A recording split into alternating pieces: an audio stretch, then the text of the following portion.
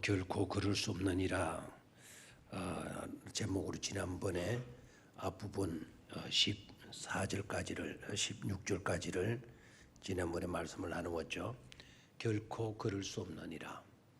첫 번째도 말씀을 드렸고 또 결코 그럴 수 없느니라는 제목으로 두 번째 말씀을 드렸습니다.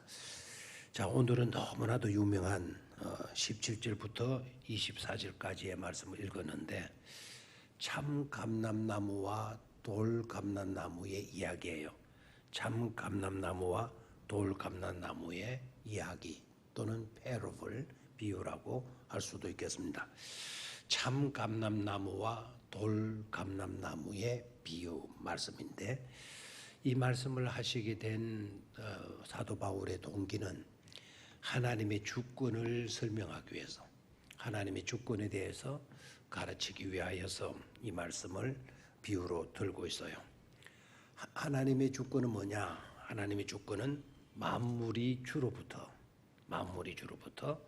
말미암았다. 만물이 주로부터, 하나님으로부터. 그 다음에 하나님으로 말미암아, 하나님을 통하여 만물은 시작되었고 진행되고 역사되어진다. 그래서 하나님으로 말미암아. 그리고 또 한 가지는 그리고 필경은 다시 하나님께로 돌아간다. 다시 하나님께로 돌아간다. 라는 것이 하나님의 주권인데 그것을 나타내주는 대표적인 비유가, 대표적인 이야기가 참 감람나무와 돌 감람나무 비유가 됩니다. 자, 하나님의 주권이 뭐라 그랬죠? 모든 것은 누구로부터? 하나님으로부터. 만물은 하나님으로부터 from God. 그 다음에 누구로 말미암아? 하나님으로 말미암아. through God. 하나님으로, 하나님을 통하여 하나님으로 말미암아. 그리고 필경은 다시 누구에게로 돌아간다? to God. 하나님에게로 돌아간다. from, through, to. 요 세 가지 단어를 기억해 놓으면 좋아요. 하나님으로부터 시작된다. 하나님으로부터 하나님으로 말미암아 하나님을 통하여 through 그리고 필경은 누구에게로 다시 돌아간다? 하나님에게로 to God. 하나님으로 돌아간다. 이것이 누구의 주권이다? 하나님의 주권이다. 그래서 시작도 가정도 그리고 종말도 다 관계된 분이 누구죠? 하나님이에요. From God, through God, to God. 그래서 하나님이 이 모든 우주 만물을 주관해 가시는 주권자가 되신다. 라는 주제로 말씀을 하고 있어요. 그것을 이제 실예를 들어가지고 말씀해 주시는데 그 대표적인 실예가 바로 뭐냐? 예가 뭐냐? 비유가 뭐냐? 참 감람나무와 무슨 감람나무?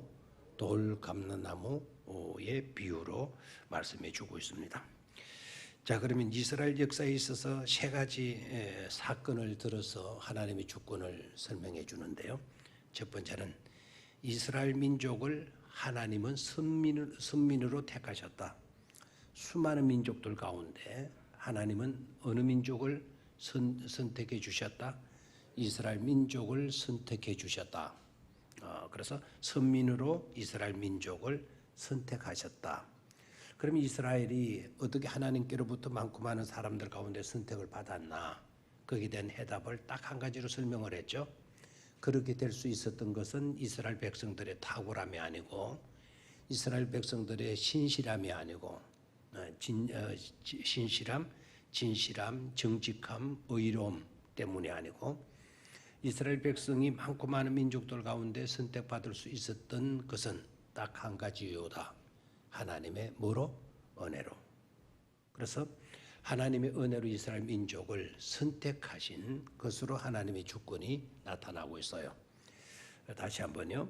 이스라엘 민족을 뭐로 선택하셨다? 선민으로 택하여 주셨다. 선민 자체가 택할 선자에다가 선택할 선자에다가 백성민자죠. 하나님이 이스라엘 민족을 선택해 주셨다. 뭐로? 은혜로. 잘나서가 아니고 착해서가 아니고 의로워서가 아니고 강해서가 아니고 똑똑해서가 아니라 무조건적인 누구의 뭐로? 하나님의 은혜로. 어떻게 보게 되면 오히려 약해서, 오히려 모자라서, 오히려 바보 같아서, 오히려 무지해서, 어리석어서 하나님은 그 민족을 선택하신 것으로 나타나고 있어요. 똑똑해서 잘나서 그건 우리들의 생각이고요. 우리들의 계산이고, 하나님은 그렇게 하시지 않았다. 가장 못나고 가장 바보 같고 가장 어리석은 사람 택하여서 강한 민족을 만들고 똑똑한 민족 만들고 축복받을 민족으로 만들어서 누가 살아계심을 나타내 보이려고 하시는 거다. 하나님이 존재하시고 계신다는 것을 나타내 보이기 위함이다 라는 것을 생각할 수가 있겠죠. 두 번째는 그러한 이스라엘 민족을 하나님께서 잠시 동안 버리신다는 거야. 그렇게 선택한 이스라엘 민족을 하나님께서 잠시 동안 뭐 하신다? 버리신다. 그러니까 끄꾸러지게 만들고 넘어지게 만들어요. 누가 그렇게 하셔요? 하나님이 그렇게 하신다라는 거예요. 선택한 민족을 하나님께서 잠시 동안 뭐 하신다? 버리신다. 이유가 뭐냐? 지난번에 말씀을 드렸죠. 하나님에게서 문제가 있는 것이 아니고 선택하신 하나님의 미스가 아니라 누구의 잘못 때문이다? 이스라엘 백성들의 잘못 때문이다. 그러면 이스라엘 백성들이 뭘 잘못했냐? 지난번에 굉장히 강조했어요. 그죠? 그럴 수 없는 이라는 제목 두 번 말씀드릴 때 그때 계속해서 강조했었던 메시지가 바로 뭐였습니까? 그들의 마음에 누구 두기를 싫어하며 하나님 두기를 싫어하며. 문제는 누구에 있었던 거죠? 선택받은 백성들에게 있었다라는 거예요. 은혜로 선택받았다면 많고 많은 민족들 가운데 선택받아서 가장 복되고 가장 잘나고 가장 똑똑하고 가장 축복받은 그런 민족으로 만들어 주셨다면 누구를 떠나서는 안 될까요? 하나님을 떠나서는 절대로 안 되잖아요. 절대로 안 되는 그 짓을 누가 했어요? 이스라엘 백성들이 했다 이 말입니다. 그렇게 은혜 있고 하나님을 버리신다니, 그렇게 은혜 있고 마음속에 하나님 모시기조차도 두기조차도 싫어한다니 이게 말이라도 되는 것입니까? 그래서 하나님은 그들을 뭐 하셨다? 버리셨다라는 거예요. 버리셨다, 넘어지게 했다, 버리셨다, 또 꺾었다라는 표현도 해야 돼요. 그들을 탁 쳐버렸다, 꺾어버렸다, 잘라버렸다 라는 표현을 써도 좋겠어요. 그래서 제가 강조하는 것은 불순종으로 인하여서 그들의 마음에 하나님 두기를 싫어한 일로 인하여서 하나님이 그들을 버렸고 넘어지게 했고 꺾어버렸다고 했는데요. 영원토록이라고 그랬어요? 잠시 동안이라고 그랬어요? 잠시 동안. 그래서 우리가 말씀을 들을 때 또는 읽을 때 한 문장 한 문장을 할 때 한 단어 한 단어가 갖는 의미를 절대로 놓치지 말아야 돼요. 부흥사들은 그냥 뭐 왁왁왁 막 이렇게 하면 뭐 몇 가지 중요한 부분만 들으면 되겠지만 논문을 쓰거나 어떤 논리적인 이야기들을 해나갈 때에는 그 단어 하나하나의 의미를 소홀히 하면 절대로 안 된다라는 거예요. 자, 하나님이 마음에 하나님 두시기를 싫어하는 사람을 뭐 하셨다? 버렸다, 꺾었다, 넘어지게 했다, 쳤다 라는 표현들로 설명이 되어지는데, 그런데 영원토록이 아니고 어느 동안? 잠시 동안 그렇게 하셨다라는 거예요. 그럼 잠시라고 하는 것이 끝나면, 잠깐 동안 끝나면 다시 어떻게 되는 거죠? 회복으로 가는 거예요. 그래서 세 번째 하나님의 주권은 잠시 동안 넘어지게 해놓고 버렸던 그 백성들을 다시 회복시키신다라고 하는 것이에요. 그게 로마서 전체의 주제예요. 그렇게 하시는 것을 가르쳐서 하나님의 주권이다 이렇게 이야기를 하는 겁니다. 됐나요? 선택하신 분도 누구이시고 하나님이시고, 잠시 동안 그들을 내팽개쳐버리는 일을 하신 분도 누구이시고 하나님이시고, 다시 그들을 회복시키실 수 있는 분도 누구이시다? 하나님이시다라는 것. 그래서 하나님의 주권이고 그것이 바로 하나님의 섭리다라는 것을 깨달아야 돼요. 여기서 우리가 하나님의 주권을 제대로 좀 이야기해서 덧붙여서 말씀을 드려야 되는 것은, 혹시나 우리가 하나님께로부터 매를 맞았다, 하나님이 우리를 꺾으셨다, 하나님 우리를 넘어지게 했다. 그렇다면 그런 일에서 회복될 수 있는 방법도 회복될 수 있는 길도 누구에게만 있다? 하나님에게만 있어요. 넘어지고는 우리가 다른 곳에 가서 회복되려고 하면 안 된다라는 거예요. 다른 방법으로 여러분 일어서려고 하면 안 된다는 거예요. 그렇게 해봤자 소용이 없다라는 겁니다. 누구께로 돌아와야 돼요? 하나님께로. 아멘입니까? 그래서 시작도 누구이시고 하나님이시고 모든 과정 속에도 역사하시는 분 누구이시고 하나님이시고 마지막 끝까지 책임지고 회복시켜 주실 분도 누구이시다? 하나님이시다. 그걸 가르쳐서 뭐라고 그런다? 하나님의 주권이라 그런다라는 거예요. 그 주권 속에 누구도 놓여 있을까요? 이스라엘 백성들만 놓여 있는 것이 아니고 그 주권 속에 우리도 포함되어져 있고 세계 모든 우주 만물이 다 누구의 주권 속에 있어요? 하나님의 주권 속에 있다라는 거. 아멘입니까? 그래서 우리의 생각이 넓어져야 되겠어요. 우리 모두가 다 이 우주 만물의 모든 것들이 다 누구의 주권 속에 있다? 하나님의 주권 속에 있다라는 것을 깨달아야 되겠어요. 자, 그러면은 이제는 참 감람나무와 돌 감람나무 비유 이야기로 들어가게 되겠는데요. 자, 이 비유에 대해서 조금 농업에 대해서 농업이나 그 뭐라 그러죠? 식물 같은 거 키우고 정원 같은 거 만드는 거를 무슨 과? 정원과? 조경과? 뭐 하여튼 그런 과를 하셔서 식물을 키워보는 어느 정도 실력과 식견을 가지신 분들이 오늘 본문 말씀을 읽으면 굉장히 헷갈리게 되는 그런 본문의 말씀이에요. 자, 우리의 농업 기술, 우리가 하고 있는 농업의 그 방법 이런 것들로 이 비유를 듣게 되게 되면 굉장히 헷갈리는 그런 내용입니다. 그래서 조심해서 이 말씀을 읽어야 되는데요. 이 말씀을 해석하는 데 있어서 방금 하나님의 주권과 섭리이라고 하는 차원을 무시하고 이 말씀을 읽으면 이건 말도 안 되는 오류가 있는 문제가 있는 그런 하나님의 말씀이 되어지는 거예요. 여러분, 하나님의 말씀은 1.1핵도 잘못된 곳이 있다 없다? 없다 하는 믿음을 우리가 갖고 있잖아요. 점 하나도 잘못된 곳이 없어요. 우리나라 한글에서는 점 하나가 갖는 그것이 크게 작용은 안 하지만은 때로는 작용을 하는 수가 있어요. 그죠? 그 점 하나가. 근데 히브리어에서는 선을 조금만 끌 때 조금만 옆으로 나가게 만들게 되면은요, 다른 글자가 돼요. 발음도 다른 발음이 되어져 버려요. 그래서 히브리어가 굉장히 그런 점에서 헷갈리고 우리는 막 이렇게 날려서 써버리잖아요. 쓰다가 옆으로 쭉쭉 삐져나가는 수도 많죠. 그러면은 다른 글자가 되어져 버려요.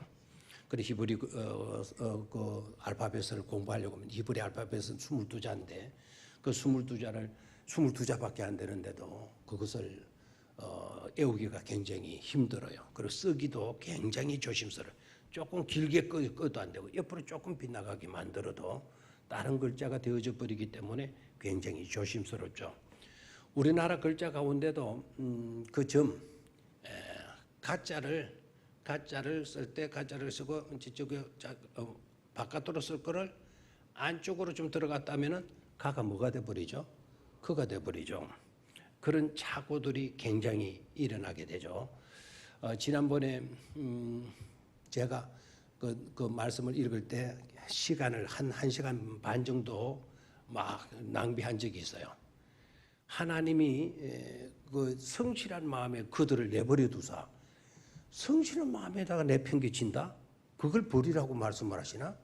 그래서 그 성실이라고 하는 그 단어가 어떤 단어가 의미가 있는 거 이 사전 저 사전 이 히브리 저 사전들을 갖다 놓고 찾아봐도 벌 주면서 그들을 채찍하면서 성실 가운데 내버려 두사 이런 것이 맞지를 않더라고요. 그러면 내가 왜 그런 헛고생을 했나? 제가 그 성실함에 내버려두 그 성실함이라고 하는 그 단어에다가 동그라미를 했는데 그 동그라미 하면서 성실에다가 동그라미 하면서 그 바깥에 선 나간 거를 지워버렸어요. 볼펜에다가 쫙 지워버려져 가지고는 상실함에 내버려 두사 이렇게 돼야 되는데 뭐에다가 내버려 두사? 성실에 내버려 두사. 이래가지고 1시간 반 시간 낭비했거든요. 우리나라 글자에도 그 점 하나, 획 하나가 굉장히 중요하죠. 한자에도 그런 것이 있더라고요. 한자에도 딱 선을 꺼가지고 이걸 착 치고 힘을 딱 주고 달달 한번 들고 탁 꺾고 올리는 것이 있고 그냥 위에서 써가지고 쭉 내려가지고 그대로 붓을 떼야 되는 글자도 있더라고요. 그래서 한자를 공부 잘하신 분들 또 한자를 잘 쓰시는 분들은 이렇게 붓을 쥐어가지고는 쭉 꺾고 쭉 내려가지고 한번 들고 힘을 빡 주고 탁 비춰 올리는 거. 그거 뭐 별거냐 싶어도 거기에 실력 있는 사람과 학자가 아닌 사람이 구분이 되어진다 그래요. 그 핵 하나도 굉장히 중요해요. 자, 돌감람나무와 참감람나무와 무슨 비유? 돌감람나무의 비유인데요. 조심해서 이 비유를 보셔야 돼요. 자, 본문으로 들어가 볼까요? 17절을 봅니다. 또한 가지 얼마가 꺾였는데 돌감람나무의 네가 그들 중에 그 꺾인 가지에 접붙임이 되어 참감람나무 뿌리의 진액을 함께 받는 자가 되었은즉 이렇게 되어져 있어요. 자, 이 이야기는 핵심은 바로 뭡니까? 접붙여졌다라는 거예요. 접붙여졌다. 자, 우리는 접붙이는 경우들 있잖아요. 접붙여 보신 분들 혹시 장사는 안 해보셨어요? 접붙일 줄 몰라요? 새마을 지도자는 되는데 새마을 지도자가 맞죠? 옛날에 무슨 지도자도 그리고 새마을 지도 아니지 사이지 H 거기에 회장을 하신 분이죠. 사이치라 그랬나? 하여튼 저는 접붙일 줄 알아요. 여러분 우리 옆에 이 주차장 옆에 그 한거사님 집 옆에 그 사이 공간에 거기에 뭐가 많이 심겨져 있죠? 동백나무와 개나리가 심겨져 있는 거 아셔요? 그거는 여러분 그냥 창고로만 들어놓으면 괜찮을 생각을 해요. 저기에 무성하게 큰, 엄청나게 크게 잘 자랐죠. 저기에 심겨진 저 동백나무가 끝꽂이 동백나무입니다. 동백나무 순을 잘라가지고 한 20cm 잘라가지고 15cm 묶고 위로 5cm 남겨두었는데 거기에서 살아가지고 저 동백숲을 이루었다라는 거. 그게 끝꽂이에요, 끝꽂이. 또 하나의 끝꽂이 된 게 있는데 그게 바로 뭔가 하니까 개나리예요, 개나리. 그 아랫부분에는 뭐가 심겨져 있죠? 개나리가 있는데 그 개나리가 역시 뿌리를 캐와가지고 옮겨 심은 것이 아니고 뭐 한 거다? 끝꽂이 한 거예요, 끝꽂이. 그래 저걸 한번 보면서 오늘 이 내용을 생각하면 또 그런 동백나무도 한번 생각해 보는 것도 괜찮으리라 생각을 해요. 그럼 우리 교회 오래 다니신 분들만 아는 거예요. 저도 저거 동백 끝꽂이 할 때 저도 그때는 건강했을 때니까 저도 호미를 가지고 거기에 파가지고 동백을 심었어요. 저렇게 잘 자랐어요. 그 개나리 끝꽂이 이런 것들은 쉬워요. 동백 끝꽂이도 쉬워요. 한 3, 4월경에 um이 나오기 전에 딱 잘라가지고 심어놓으면 동백도 잘 살아나죠. 개나리는 물론이고요. 개나리도 아주 잘 사는 그런 식물이죠. 자, 또 어떤 경우에 접붙임을 생각하는가 하니까 요 사이는 배나무도 접을 붙이고 복숭아나무도 접을 붙이죠. 접붙임의 대표적인 나무가 있다고 한다면 감이에요. 감 아십니까? 감의 어머니가 누군 줄 알아요? 감나무의 원조가 깨암나무 알죠? 깨암나무 모르시거들랑 경주에 우리 사택에 오게 되면 그 강가에 그 조그마한 개울가에 그 깨암나무 큰 게 달려 있어요. 작년에 정말 그게 아까웠어요. 작년에 그 깨암나무에 깨암이 얼마나 새까맣게 많이 달려 있었는지 그거 첫설이 나오고 남은 깨암나무 이파리가 다 떨어지고 나면 그 자잘한 열매가 조롱조롱조롱하게 있잖아요. 그것 몸만 건강하면 시간만 있으면 그거 쭉 훑어가지고 따가지고 아니 밑에 청 같은 거 깔아놓고 토닥 틀면 다 떨어지잖아요. 그거 모아가지고는 옹기 그릇 안에 수분만 딱 닦아내고 또 뭐 먼지만 좀 닦아내고 옹기 그릇 안에 그대로 재놓으면 뭐가 된다? 식초가 된다. 아, 조청이 돼요. 감나나무, 깨암나무 조청이 돼요. 그렇게 만드는 것이 그게 이스라엘 땅에도 그런 게 있어요. 종려나무 열매, 팜추리 종려나무 열매를 그런 식으로 따가지고는 대추야자라고 우리 번역되기도 하죠. 항아리 안에 집어넣어 놓으면은 그게 바로 꿀이 돼요. 꿀. 그래서 세례 요한이 광야에서 젖과 꿀이를 죽과 꿀을 먹었다. 또 이스라엘 백성들이 그 애굽 땅에 있다가 가나안의 비전을 가지고 들어왔을 때 계곡마다 뭐가 흐르고 있었다. 젖이 흐르고 꿀이 흐르고 있었다. 세상에 어느 땅에 젖이 흐르고 꿀이 흐르는 땅이 어디 있겠어요? 그게 이제 감람나무가 종려나무가 굉장히 많으니까 그 종려나무가 딸 사람이 없으니까 그게 땅에 떨어지고 그것이 굴러 떨어지고는 바위 골짜기 같은데 그것이 고여요. 모여요. 그 모이고 날씨는 습기가 없고 날씨는 덥기 때문에 그게 엉켜지게 돼요. 엉켜지게 되면 그게 바로 나중에 뭐같이 된다? 꿀같이 돼요. 종려나무 꿀을 아직 못 보았거든요. 제가 우리 성서대학 때 보여드리는데 이강건 선교사가 우리 교회 올 때 저한테 선물 준 건 아주 역사적인 아주 귀한 자료가 될 수 있는 선물을 하나 줬는데 그게 바로 종려나무 꿀이어서요. 종려나무 꿀. 그래서 우리 성경에는 석청이라고 번역되어져 있는 그 종려나무 꿀을 저한테 씁니다. 그걸 먹어야 되는데 아직까지 제가 먹었을까요? 안 먹었을까요? 안 먹었어요. 뚜껑을 닦았어요? 안 닦았어요? 안 닦고 그대로 보존하고 있어요. 그런데도 안에 약간 줄었더라고요. 우리는 옛날에 빽 했는데 약간 내려왔는데 이거 누가 돌아서 훔쳐 떠먹은가 인가 싶기도 했는데 위에 뚜껑을 열어봤다 보니까 아직 그대로 붙어 있어요. 자, 감나무가 접을 붙이게 되면 그 짜잔하게 열리는 형편없는 그 깨암나무에다가 단감 가지를 갖다가 붙이면 그게 뭐가 열려요? 단감이 열려요. 단감이요. 그리고 품질 좋은 나무에다가 그걸 잘라가지고 형편없는 나무를 거기에다가 접붙이는 사람이 있을까요? 없을까요? 없어요. 없어요. 그러니까 아까 깨암나무 같은 그 별로 쓸모없는 그런 나무에다가 그의 사촌격이 되어지는 감나무를 단감 가지를 갖다가 접을 붙이면 그 나무는 이제는 깨암나무에서 무슨 나무가 되죠? 단감나무가 되어지잖아요. 알겠죠? 돌배나무에도 여러분 요사이 보니까 돌배나무에도 우리 그 뭐지 저기 어디죠? 저기가 부산 가는데 저기가 서생감이 그게 그렇게 좋다나요? 그 서생나무 가지를 배나무 가지를 꺾어 가지고 돌배나무에 가다가 접을 붙이면 그 돌배나무는 더 이상 무슨 나무가 되죠? 서생배나무가 되어지는 거죠. 품질 좋은 이만큼한 배가 열리는. 배도 큰 건 엄청나게 크대요. 딱 보면 사람 머리만한 수박만한 그런 배도 있더라고요. 그 하나면은 아마 5 식구들 그 배 하나면 충분히 해결될 걸요.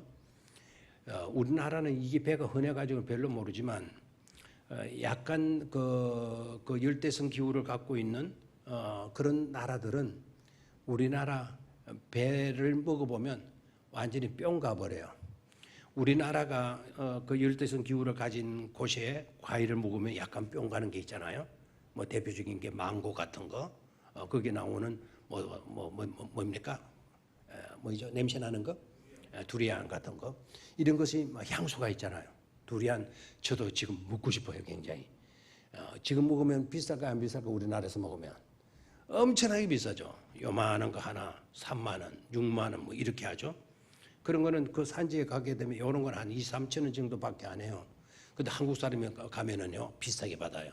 우리 한국은 원래 이게 귀하다는 걸 알고 뭐 돈이 비싸건 싸건 뭐 상관하지 않고 사 먹는다 생각하고는 3천 원짜리를 요 사이는 뭐 10,000원, 20,000원씩 이렇게 팔기도 해요. 그런데 그곳에서 먹으면 맛이 있어요, 없어요? 있죠. 우리나라는 그쪽 지역의 열매를 그리워하고 그쪽에 있는 사람들은 특히 우리나라에 뭐를 좋아한다? 배를 좋아하는 거예요, 배를. 그래서 필리핀 마트에도 들어가 보고 저 캄보디아 갔을 때에도 그 우리나라 배가 들어와 있어요. 우리나라 배 하나 요만한 게 여기서는 한 얼마 정도 해요? 한 5천 원 합니까 하나에? 3,000원에서 5,000원 하죠. 거기에는 2만 원, 2만 5천 원씩 팔대요. 뭐 우리가 뭐 두리안을 여기서 비싸게 사 먹어야 되든 아마 그쪽에서는 우리 한국의 배를 그렇게 비싸게 사 먹게 되는 겁니다. 자, 우리가 접붙인다라고 하게 되면은 나쁜 나무에다가 좋은 가지를 갖다가 접붙이는 거죠. 그렇죠? 그런데 오늘 본문으로 다시 들어가 봐요. 어디에다가 뭐를 접붙였다는 그 말이 나오죠? 17절을 봐요. 어느 나무에다가 어느 거를 갖다 접붙였다 그랬어요?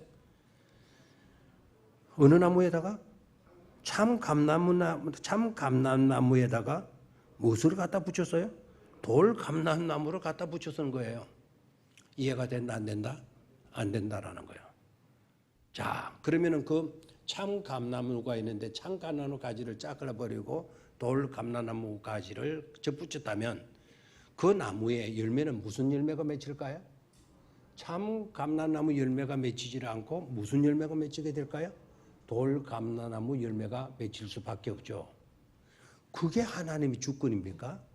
그게 하나님이 하신 일이겠어요?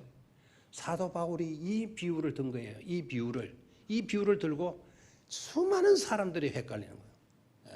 저도 헷갈릴 수밖에 없죠. 그런데 여러분, 비유라는 것은 그와 같이 농사 비법이나 기술을 가르쳐 주시기 위해서 비유의 말씀을 하시는 것이 아니라는 것을 깨달아야 돼요. 그 기술을 가르치기 위해서 비유의 말씀을 하면 이거는 농업책이 될 거예요. 농업책. 이건 농업책이 아니고 뭐죠? 하나님의 말씀이잖아요. 이해가 됩니까? 그래서 접붙이는 기술을 가르치기 위해서 사도 바울이 로마서를 쓰면서 이 이야기를 하고 있는 것일까요? 그게 아니다라는 거예요.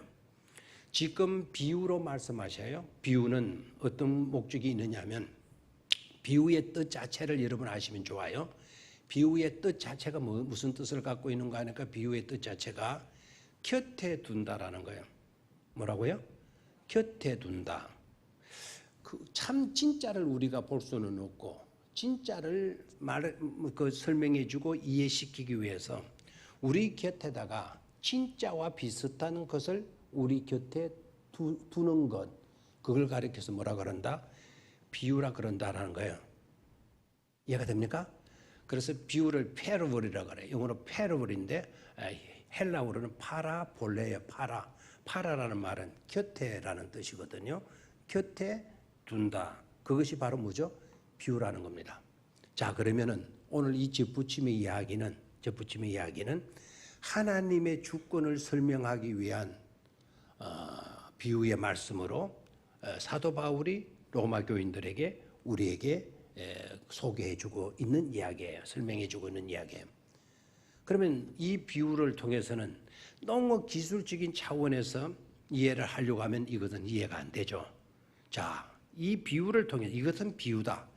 비유이기 때문에 이 비유가 뭘 우리에게 말해주려고 하고 있나?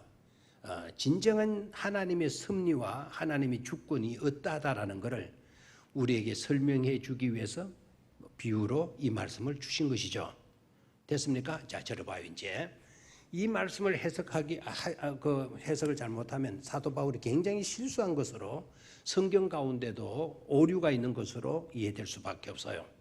자, 다시 한번 설명을 드립니다. 이 비유의 말씀은 뭐를 설명하고자 하나님의 주권을 설명하고자 사도 바울이 예로 이 이야기를 곁에 갖다 놓아 둔 것이다 라는 겁니다. 그럼 이 비유를 이해하려고 하게 되면 뭐를 알아야 돼요? 하나님의 주권을 알아야 돼요. 자, 하나님 주권이 아까 서두에서 뭐라 그랬나요? From, through, to라 그랬죠. 누구로부터? 하나님으로부터. 누구로 말미암아? 하나님으로 말미암아. 누구에게로? 하나님에게로.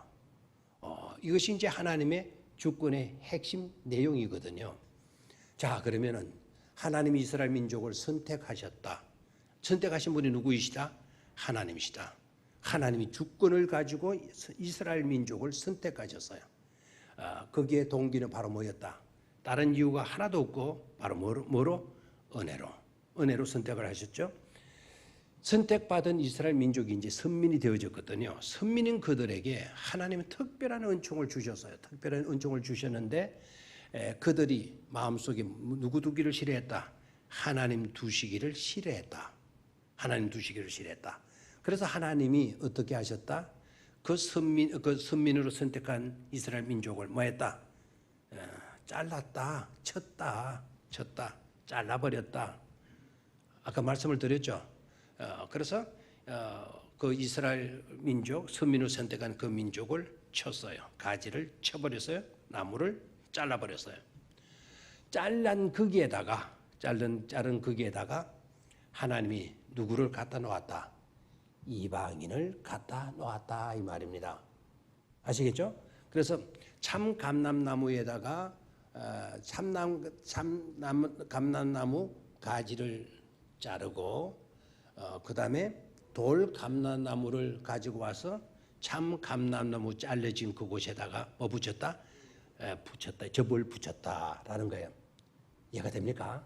자, 그러면은 이 말씀은 무슨 말인가 하니까 마음속에 하나님 두시기를 싫어했던, 선택받았지만 마음속에 하나님 모시기를 싫어했던 이스라엘 백성들을 하나님이 뭐 해버리고 잘라버리고, 그 대신 그 자른 자리에 누구를 갖다 놓았다? 이방인들을 갖다 놓았다. 그래서 그걸 가르쳐서 접을 갖다 붙였다 그랬어요. 그래서 이제 이 나무는, 이방인은 누구의 힘을 가지고 살아간다? 그 밑에 나와봐요. 그 밑에서 보도록 하겠어요. 17절 한번 소리내서 읽습니다. 시작. 또한 가지 얼마가 꺾이었는데 돌 감람나무인 네가 그들 중에 저 붙임이 되어 참 감람나무 뿌리의 진액을 함께 받는 자가 되었은저. 그래서 돌 감람나무가 참 감람나무의 뿌리의 진액을, 영양분을, 수분과 영양분을 뭐하게 되었다? 받게 되었다. 공급받게 되어졌다 이 말입니다. 그러니까 이 말은 이방인들도 누구의 은혜로 살게 되어졌다? 감람나무의 뿌리의 영양분을 받아서 살게 되어졌다. 이 말은 하나님의 은혜로 사는 존재가 되어졌다 이 말 아닙니까? 이해가 됩니까? 자, 이 말씀이 이제는 17절 18절 말씀이 이제 헷갈리지 않겠죠? 이 말씀을 듣지 못하고 우리가 이해로, 우리의 경험으로 해석하려고 하면 난제 중에 난제의 말씀이 된다라는 거. 자, 하나님의 섭리를, 하나님의 주권을 사도 바울이 설명을 하면서 마음속에 하나님 두기를 싫어했던 그들을 잘라버리고 그들 대신에 누구를 갖다 접을 붙였다? 이방인들을 데리고 와서 거기에다가 접붙였다. 그래서 하나님의 뿌리로, 하나님의 은혜로 그들도 살게 되어졌다라는 것이죠. 자, 여기서 중요한 거 깨달으시기를 바랍니다. 하나님은 유대인만의 하나님이시다. 이방인의 하나님도 되신다. 이방인의 하나님도 되신다라는 거예요. 근데 놀라운 거는 선택받은 이스라엘 민족이 불순종하고 타락하고 하나님께 등 돌리고 그렇게 은혜로 축복을 받은 그들이 하나님께 불순종하게 되어지자 그들이 잘려지게 되고, 그들이 잘려짐으로써 복음이 누구에게로 갔다? 이방인들로 갔다. 아멘입니까? 그래서 이방인들은 이스라엘 백성들의 타락이 이방 사람들에게는 자기네들은 뭐를 받을 수 있는, 축복을 받을 수 있는, 구원을 받을 수 있는, 복음을 받을 수 있는 뭐가 주어지게 된 거죠? 기회가 주어지게 된 거다 이 말입니다. 아멘입니까? 그렇게 하시는 것이 또한 누구의 주권이라고요? 하나님의 주권이고 있다라는 거예요. 오늘 여기까지만 하고 마칠까요? 날씨도 더운데 조금 더 할까요? 내가 오늘 다짐하고 나왔는데 오늘 15분에 무조건 마치리라 하고 다짐을 하고 나왔는데 17절 한 절만 했는데도 이러네요. 자, 18절로 좀 가봐요. 그러면 이제 이방인들이 또 까불면 되겠어요, 안 되겠어요? 우리 이제 이렇게 돼서 막 우리 이제 말 이방인으로 있다, 우리 복 받았어. 너네들이 그렇게 막 그냥 하다가 하나님께 버림받고 우리가 이제 복을 받은 거야 하고 떠들고 자라가면 된다, 안 된다? 안 된다는, 그럴 가능성이 있다, 없다? 있다라는 거예요. 그럴 가능성이 있기 때문에 18절이 쓰여진 거예요. 18절을 보도록 하겠습니다. 시작. 그 가지들을 향하여 자랑하지 말라. 자랑할지라도 네가 뿌리를 보존하는 것이 아니요 뿌리가 너를 보존하는 것이다. 근데 자랑할 것이 이방인들에게 있다, 없다? 없다라는 거예요. 없다. 자, 이 주제는 사도 바울이 오늘 여기에서만 다루는 게 아니죠. 이 주제가 앞에서도 다루어졌어요. 앞에서도 다루어지고 있었죠. 자, 앞으로 한번 가볼까요? 이 같은 내용이 앞에서도 다루어졌어요. 11절을 봐요. 11절 찾았습니까? 자, 같이 읽습니다. 시작. 그러므로 내가 말하노니 그들이 넘어지기까지 실족하였느냐? 그럴 수 없느니라. 그들이 넘어짐으로 구원이 이방인에게 이르러 이스라엘로 시기나게 함이니라. 그들의 넘어짐이 세상의 풍성함이 되며 그들의 실패가 이방인의 풍성함이 되거든 하물며 그들의 충만함이니요. 자, 하나님이 왜 이렇게 하실까? 하나님은 굉장히 독선주의자이신 거 아니냐? 자기가 사랑해놓고 사랑하는 사람이 잘못되니까 그대로 무정하게 잘라버리고 마는 그런 무정한 하나님이시지 않겠는가?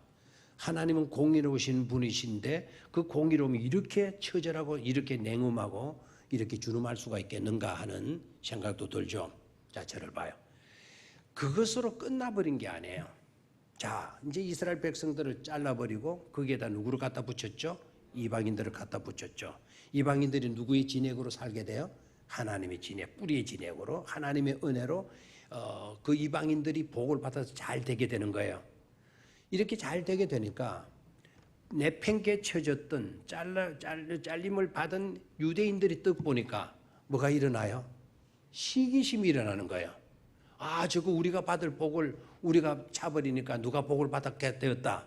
이방인들, 아이고 저 복 내가 받을 복인데, 우리가 받을 복인데, 우리가 받을 복을 저놈들이 다 받고 있네. 우리가 사람 취급도 아니한 저 친구들이 다 받고 있네. 무슨 심을 불러일으키게 한다? 시기심을 불러일으키게 하는 거예요. 시기한다고 해결이 됩니까? 그러니까 우리가 받을 거를 저들이 다 받았구나. 우리가 잘못됐구나. 우리가 누구께로 돌아가야 된다? 하나님께로 돌아가야 된다. 그래서 시기심을 일깨워 가지고 저들이 잘됨 때문에 자기네들이 괴로워서 빼앗겼던 축복이 얼마나 고귀했다는 것을 깨닫고 회개하고 누구께 돌아가는 거예요. 하나님께 돌이키도록 하시는 것이 바로 그런 목적으로 그들을 잘랐고 그런 계획과 그런 섭리를 가지고 계신 분이 누구이시다? 하나님이시다라는 거예요. 결국 그래서 이스라엘 백성들도 회개하고 돌이켜서 그들을 회복시키는 것이 누구의 섭리다? 하나님의 섭리고 그렇게 하시는 것이 누구의 주권이다? 하나님의 주권이다라는 것이죠. 아멘입니까? 자, 그 다음에 또 내려가 봅니다. 19절로 내려갑니다. 그래서 그 이방 사람들이 이방인들이 잘 되게 되니까 자랑하면 된다 안 된다? 절대로 자랑하면 된다 안 된다? 안 되는 거예요. 자기들이 잘 될 수 있었던 것은 순전히 누구의 은혜였다? 하나님의 은혜였다. 이스라엘 백성이 잘 된 것도 순전히 누구의 은혜였고 하나님의 은혜였고, 이방인들이 이렇게 복받게 되어진 것도 순전히 누구의 은혜였다? 하나님의 은혜였다는 거예요. 18절. 그 가지들을 향하여 뭐하지 말라? 자랑하지 말라. 자랑할지라도 네가 뿌리를 보존하는 것이 아니요 뿌리가 너를 보존하는 것이다. 너희들이 잘나서 그렇게 된 것 아니다. 뿌리의 영양분을 받았기 때문에 너네들이 잘 된 거야. 결국은 너네들 때문이 아니고 누구 때문에? 하나님의 은혜 때문에 잘 되고 있는 거야 라고 말씀을 하고 시고 있죠. 19절. 자, 시작. 그러면 네 말이 가지들이 꺾인 것은 나로 접붙임을 받게 하려 함이라 하리니. 자, 진실한 고백이죠. 이스라엘 백성들이 버림을 당한 것은 이방인인 우리가 하나님의 백성이 되어서 하나님의 은혜로 살아갈 수 있는 그와 같은 은총이 우리에게 주어진 것이다. 틀린 말 맞는 말이죠. 그것이 바로 이들의 간증이고 있다라는 거예요. 간증이 되어진다는 것입니다. 자, 19절 했나요? 20절 뭐라고 시작되죠? 옳도다. 네 간증이 맞다. 네 간증대로다. 맞아, 옳도다. 이 옳도다라고 하는 말을 아주 신앙적으로 한번 말해볼래요? 옳도다라고 하는 말을 신앙적인 용어로 한번 말해볼래요? 옳도다. 아멘이에요. 아멘 한 거예요. 아멘. 그 이방인들의 간증이 맞아떨어진 거거든요. 그래서 아멘, 아멘 딱 해놓고 하시는 말씀이 뭔가 하니까 그들은 믿지 아니함으로 꺾이고 너는 믿음으로 섰느니라. 높은 마음을 품지 말고 도리어 뭐해라? 두려워하라. 누구나 스스로 선 줄로 알거든 뭘 조심하라 그랬죠? 넘어질까 조심해라는 거예요. 우리가 은혜 받고 축복받고 잘 되어졌을 때 그때 나 때문에 뭐 때문에 내가 이렇게 노력하고 이렇게 열심히 하고 이렇게 내가 잘했기 때문에 잘 되어진 것처럼 생각하면 안 된다는 거예요. 그렇게 잘 되어졌을 때 선줄로 생각하지 말라는 거죠. 그렇죠? 선줄로 생각하지 말고 누구의 은혜로 이렇게 되어진 거다. 하나님의 은혜로 이렇게 되어진 것이다 라는 진실한 고백을 우리가 가질 수 있어야 된다는 겁니다. 20절을 다시 봐요. 옳도다. 그들은 믿지 아니함으로 꺾이고 너는 믿음으로 섰느니라. 높은 마음을 품지 말고 도리어 뭐해라? 두려워해라. 여기에 두려움은 공포에 질려가지고 덜덜덜덜 떨고 있는 상태를 말하잖아요. 여기에 두려움이란 경건의 두려움을 말하게 돼요. 여러분 여호와를 경외하는 것이 지식의 뭐라 그랬죠? 근본이다 그래서요. 거기에 경외라고 하는 이 말의 뜻을 압니까? 이 경외라고 하는 이 말의 뜻이 거룩한 두려움이에요. 영어로 AWE. 이 거룩한 두려움을 갖는 거예요. 거룩한 두려움. 아시겠죠? 내가 교만하면 안 되지. 교만하면 내가 망하게 돼. 절대로 그러기에 나는 말 수가 없어. 교만해서는 안 돼. 그런 마음을 갖는 것. 거기에 대한 두려움을 우리는 경외라 그러기도 하고요. 경건이라고 하는 말 속에서도 그런 의미가 포함되어져 있죠. 그래서 경외해라. 하나님을 두려워하는 거룩한 두려움을 가져야 된다라고 당부를 해요. 21절로 갑니다. 시작. 하나님이 원가지들도 아끼지 아니하셨은즉 너도 아끼지 아니하시리니. 네가 알아라는 거예요. 하나님은 뭐도 아끼지 않았다. 그렇게 교만에 떨고 하나님 두시기 마음에 두는 것조차도 싫어하는 그 백성들 하나님이 잘라버리는데 우리는 원래 어떠냐? 돌 감나무 가지에 있지 않느냐? 돌 감나무 접붙여 놓았는데 우리가 교만을 떨게 되어진다면 이거는 원가지도 잘라버리는 하나님이 이렇게 다른 가지를 그냥 둘 수가 있겠느냐라는 거예요. 그러니까 우리는 항상 겸손해야 되고 항상 하나님을 두려워하는 그런 믿음의 삶을 살아갈 수 있어야 될 줄로 믿습니다. 22절로 갔습니다. 시작. 그러므로 하나님의 인자하심과 준원하심을 보라. 넘어지는 자들에게는 준엄하심이 있으니 너희가 만일 하나님의 인자하심에 머물러 있으면 그 인자가 너희에게 있으리라. 그렇지 않으면 너도 뭐를 받게 된다? 찢기움을 받게 되어질 것이다. 아멘입니까? 그래서 하나님의 인자하심과 준엄하심을 보라. 두 가지 성품을 말씀하고 있죠. 하나님의 인자하심과 하나님의 준엄하심. 이 준엄하심이라는 뜻이 뭐냐면 엄격하심을 말하게 돼요. 하나님은 어떤 분이시다? 엄격하신 분이시다. 준엄하신 분이시다. 엄격하신 분이시다. 그리고 또 하나님은 인자하신 분이시다. 그 인자는 헤세드라는 단어인데 사랑이라는 단어예요. 그럼 하나님은 사랑이신 반면에 또 하나님은 뭐하시나? 엄격하신 준엄하신 하나님이시다. 공의로우신 분이시다라는 거죠. 됐습니까? 자, 그러므로 하나님이 인자하심과 준엄하심을 보라. 넘어지는 자들에게는 뭐가 있으니? 준엄함이 있으니 너희가 만일 하나님이 인자하심에 머물러 있으면 그 인자가 너희에게 있으리라. 이스라엘 백성, 이방인들에게는 하나님의 준엄하심이 역사했어요. 하나님의 인자하심이 역사했어요. 하나님의 인자하심이죠. 하나님의 사랑하심이 그 이방인들에게 주어진 거죠. 그래서 버려진 자들을 참 감람나무에다가 뭘 붙여 주었어요? 접 붙여 주었잖아요. 이해가 됩니까? 그렇게 하시는 하나님은 어떤 분이시다?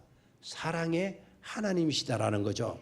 반면에 그 하나님 두시기를 싫어했던 마음에 두시기를 싫어했던 이스라엘 사람들 그렇게 하나님이 은혜 주시고 사랑했는데도 불구하고 하나님을 거역하고 하나님께 불순종한 그들은 하나님이 뭐 하셨어요? 잘라버렸죠. 잘라버리시는 하나님, 엄격하신 하나님, 무슨 하나님, 준엄하신 하나님이시다라는 거죠. 그래서 하나님이 때로는 인자하심으로, 때로는 준엄하심으로, 때로는 사랑으로, 때로는 공의로 하나님 하신다, 역사하신다라는 거예요. 저와 여러분들은 사랑과 공의가 함께 어우러진 은혜를 입고 있는 자들임을 잊지 말아야 할 것입니다. 자, 23절로 내려갑니다. 23절 다 같이 읽습니다. 시작. 그들도 믿지 아니하는데 머무르지 아니하면 접붙임을 받으리니 그들을 접붙이실 능력이 누구에게 있다? 하나님. 이 말씀도 잘 보십시오. 그들이 잘 될 수 있는 방법이 있어요. 유대인들이 잘 될 수 있는, 이스라엘 사람들이 잘 될 수 있는 방법이 있어요. 잘 될 수 있는 방법이 뭐죠? 믿지 아니하는데 머무르지 아니하면. 이 말은 무슨 말이죠? 믿음의 자리에 있게 되면 하나님이 그들을 다시 뭐 해준다? 접붙여 주신다라는 거예요. 그렇게 하실 수 있는 분이 누구이시다? 하나님이시다라는 하나님이시다. 이게 하나님의 주권이에요. 자, 그러면 여러분, 돌감람나무 가지를 참감람나무에 다시 접붙이는 게 쉬울까요? 참감람나무 가지를 참감람나무 원래 있던 참감람나무에다가 접붙이는 것이 쉬울까요? 어느 것이 쉬울까요? 돌감나무를 참감나무에다 접붙이기를 쉽겠어요? 참감나무 가지를 참감나무에다가 접붙이기가 쉽겠어요? 그렇죠. 이방인들도 이렇게 접붙이실 수 있는 하나님인데, 유대인들 너희들 원래 참감나무 가지 너희들 참감나무에 접붙이는 건 그건 일도 아니다라는 거죠. 아멘입니까? 자, 요게 너무나 헷갈리는 모양인데, 자, 이렇게 예화를 들게요. 피가 모자라요. 내가 수술을 이제 한 달 뒤에 받기로 했는데 수술 받을 애가 이제 피가 모자라요. 그러면은 남의 피를 갖다가 내 몸에 갖다 잡아 여면 내 혈액형이 똑같은 건 잡아 엮겠죠. 그렇게 하는 것이 좋겠어요. 내가 건강할 때 미리 뽑아놓은 내 피가 있어요. 내가 뽑아놓은 내 피를 내 몸속에 다시 수혈하는 것이 쉽겠어요? 남의 피를 빼가지고 나한테 수혈하는 게 쉽겠어요? 그거는 잘하네도. 참감나무 가지를 참나무에서 잘란 참나무 가지를 참나무인 원래 그 나무에다가 접붙이는 거는 내 피를 다시 내 몸에 집어넣는 거나 같다는 거죠. 어렵지 않다라는 거죠. 이해가 됩니까? 그래서 중요한 게 바로 뭐죠? 너네들 돌아와. 누구 돌아오라는 거죠? 이스라엘 백성들 돌아오라는 거예요. 자, 24절로 가요. 24절이 아니고 몇 절이죠? 24절 맞습니까? 예, 24절 시작. 네가 원 돌감나무의 찢김을 받고 본성을 거슬려 좋은 감나무에 접붙임을 받았으니 원 가지인 이 사람들이야 얼마나 더 자기 감람나무에게 접부심을 받으랴. 이 말은 너무나 쉽게 이루어질 거다라는 거죠. 이방인들에게 두고 한 말인데요. 네가 원 돌 감람나무에서 찢김을 받고 너는 원래 어느 나무에 있었다? 돌 감람나무 가지였다. 그런 너를 잘라서 어디에다 갖다 붙였어요? 좋은 감람나무에 갖다 붙여가지고 네가 이런 은혜를 받고 사는 거다. 그래 절대로 그걸 알고 뭐 하지 말아라. 교만하지 말아라. 이스라엘 백성들 지금 저런 형편에 있다고 너 그들을 무시하거나 그들하고 우쭐거리지 말아라. 저들도 하나님 믿지 아니하는 마음을 버리고 하나님을 믿는 마음을 가지게 되게 되면 저들을 다시 어디에다가 접을 붙여줄 거다. 원래 있던 참 감람나무에다가 접을 붙여 주게 될 거다라는 거예요. 그렇게 하실 수 있는 분이 누구이시다? 하나님이시다. 그렇게 하시는 분이 또한 누구예요? 하나님이시야. 그렇게 되어지는 것을 우리는 뭐라고 그래요? 하나님의 주권이다 하는 거예요. 아멘. 누구의 주권? 하나님의 주권이다라는 거예요. 하나님 주권. 자, 여러분 오늘 저와 여러분들은 더 감사해야 될 거는 여기에 나온 이방인들이 바로 저와 여러분들이에요. 이스라엘 민족이 하나님 마음에 두기를 싫어한 일로 인하여서 복음이 이방인으로 넘어갔고 그 이방인의 세계에서 그 복음이 이방인으로 해서 오늘 누구에게까지 복음이 왔죠? 우리에게까지 왔어요. 우리도 절대로 뭐 하지 말아야 돼요? 교만하지 말아야 돼요. 절대로 또 이스라엘 백성들을 비방하거나 그들 앞에서 우리는 우쭐거리거나 교만 떨지 말아야 돼요. 저들도 회개하면 다시 누구에게로 가서 원래 있던 참 포도나무에 가서 뭐를 받게 된다? 접붙임을 받게 되어진다라는 거예요. 그렇게 하시는 분이 누구이시다? 하나님이시다. 아멘. 자, 좌우에 계신 분들과 우리는 다 은혜 입은 사람, 축복받은 사람들입니다. 잊지 말지. 그렇게 인사하시기를 바라요.